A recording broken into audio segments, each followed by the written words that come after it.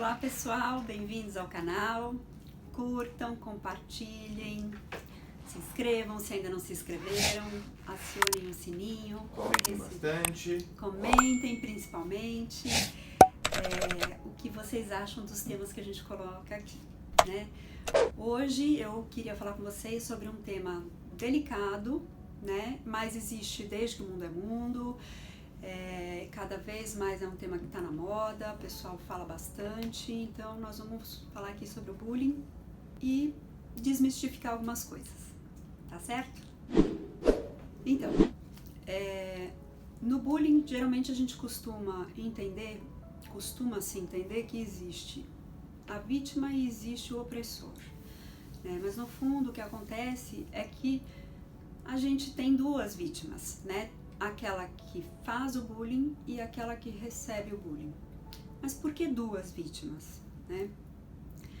Porque no fundo são duas pessoas, ou dois jovens, ou duas crianças com falta de autoestima, né?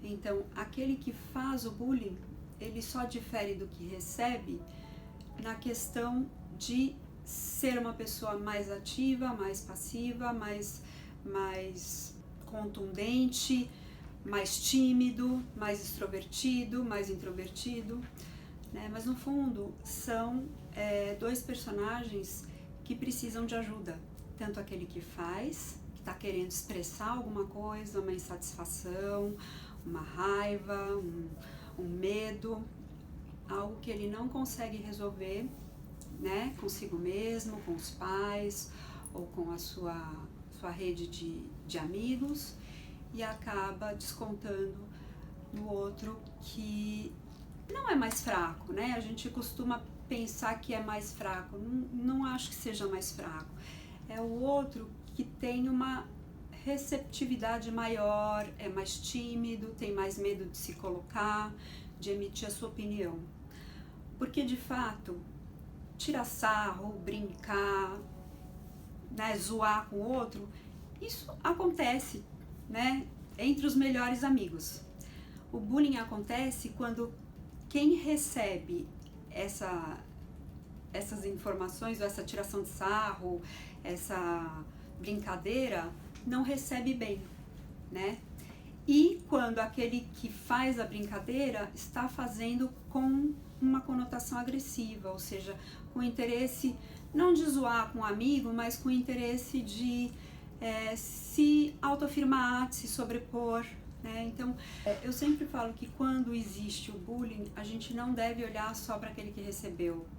Sim, esse precisa muita atenção, precisa ter a sua autoestima trabalhada, elevada. Normalmente é alguém que não se conhece no mundo, não sabe, não entende o que gosta, o que não gosta, então ele está mais à mercê da influência de outras pessoas, né?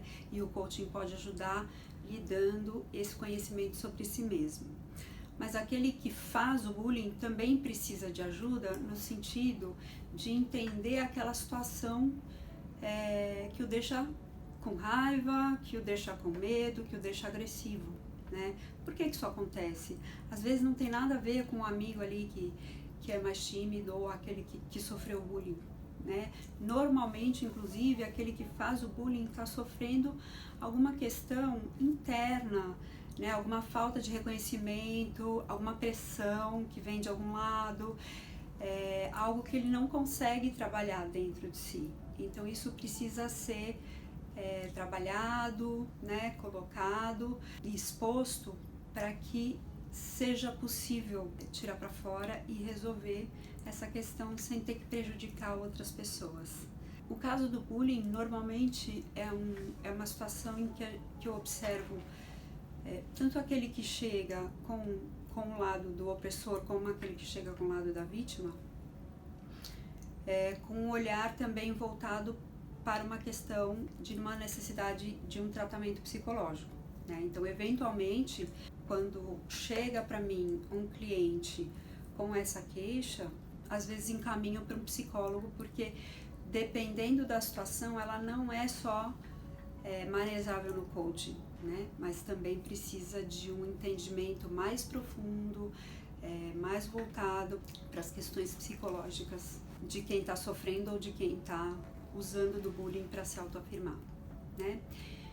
Então, era essa reflexão que eu queria deixar para hoje e conto com vocês. Curtam se ainda não curtiram, compartilhem, comentem se vocês acham essa minha visão pertinente ou não, né? Se faz sentido para vocês, tá bom? E até o próximo vídeo.